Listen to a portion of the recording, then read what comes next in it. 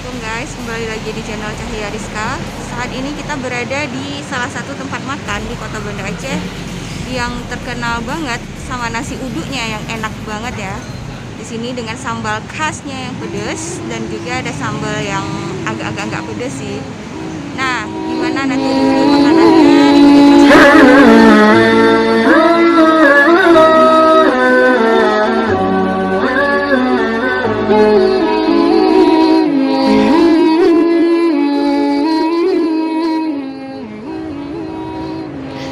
Nah, tempat ini buka dari jam 10 pagi sampai dengan pukul 10 malam.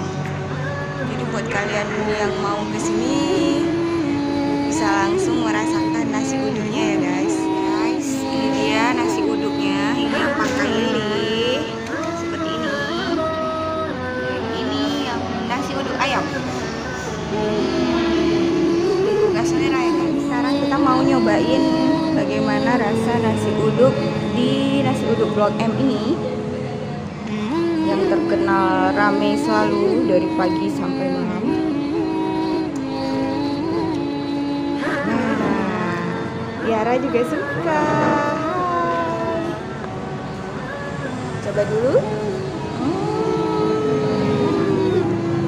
Wah, enak banget guys.